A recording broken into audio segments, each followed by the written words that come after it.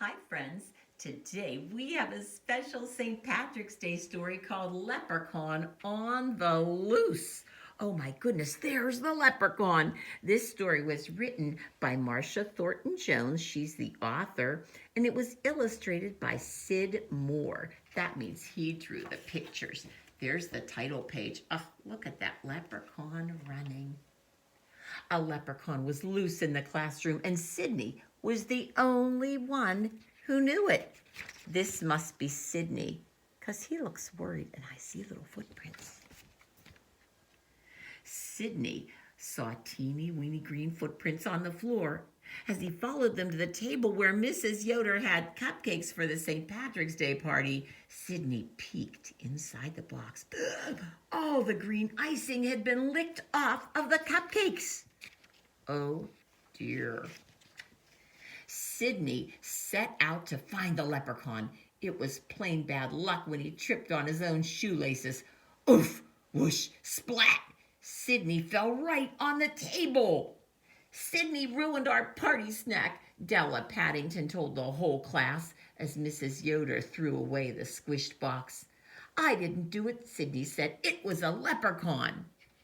An itty bitty hee hee hee came from behind the fish tank, but Sydney was the only one who heard it. There's the teacher throwing away the snack, and there's Della telling the whole class, I bet he feels embarrassed. During reading time, Sydney noticed something was wrong with the fish. He sneaked to the back of the room and looked in the fish tank. The leprechaun was swimming the backstroke, and the fish definitely were not happy. Sydney dove after the leprechaun. Plop, kerplunk, splush. Water soaked the table. Uh-oh. And it looked like the decorations too. There goes the leprechaun. Sydney ruined our decorations, Della cried when Mrs. Yoder threw away the soggy paper shamrocks. I didn't do it, Sydney said. It was the leprechaun. Sydney was sure he heard a tiny ha ha ha as he mopped up the mess. Lucky they had paper towels aplenty. During science class, Sydney heard a creak, creak, creak coming from the hamster's cage.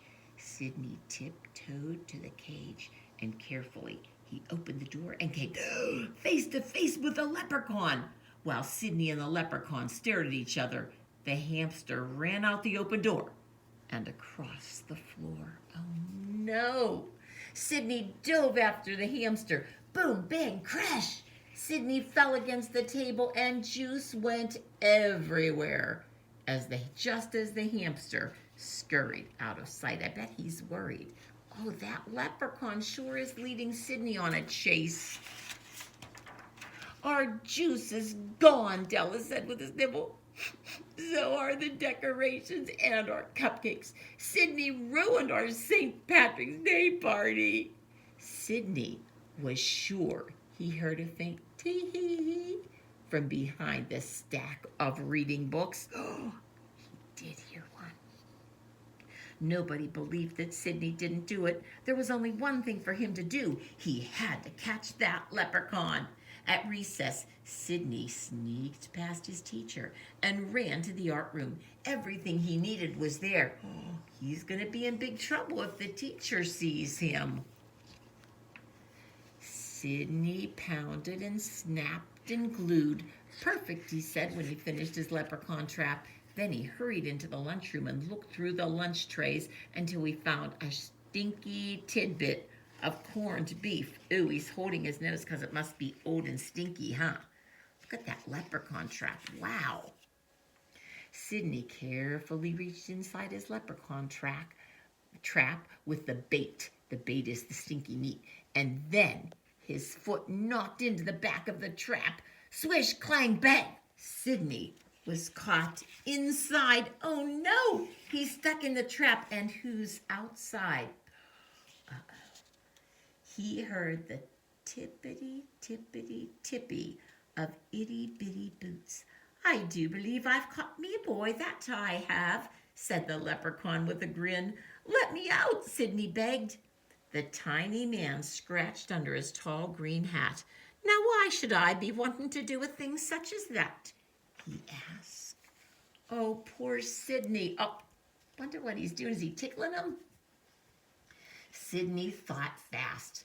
Come closer, and I'll tell you a secret, he said. Secret? I love secrets, said the leprechaun as he inched forward. That's when Sidney made his move. He reached out and tickled the leprechaun right under his chin. He's tickling the leprechaun. I wonder why. The leprechaun fell down and hit the trap door.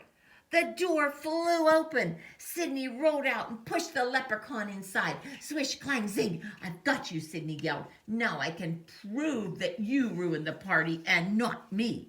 Oh, he's pushing him in. Oh, he's got him. Party, said the little man. I'll make you a deal. Let me go, and I'll save the party. Then I'll be gone, and you'll never see me again.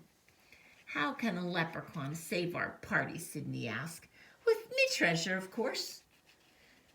Should he keep the leprechaun to prove he didn't do everything, Sidney wondered, or should he let the leprechaun go home and save the party for all his friends?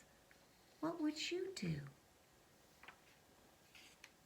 He's thinking. Sidney was running out of time. His class was right outside the door. He had to decide. Quick, tell me where your treasure is, Sidney said.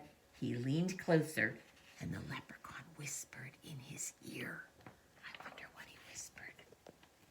Sidney knew a deal was a deal. He opened the trap door and watched the leprechaun climb out. The leprechaun turned one last time and tipped his hat to Sidney. Then the teeny tiny man slipped out the window and was gone. Sidney found the treasure right where the leprechaun said it would be. It was just what he needed to save the party. Oh my goodness, look what he found. Wow. The class cheered. Even Della Paddington smiled at Sidney. Mrs. Yoder wasn't mad at him anymore, even if she didn't quite believe where Sidney got the party supplies. Sidney was finally able to forget all the trouble the leprechaun had caused. Then Sidney heard something terrible. I wonder what it was. Oh no! Excuse me, lad, said a tiny voice from behind Sidney's box of crayons. I'm looking for me brother. Have you seen him anywhere? Oh no, there's another leprechaun on the loose. I hope he's not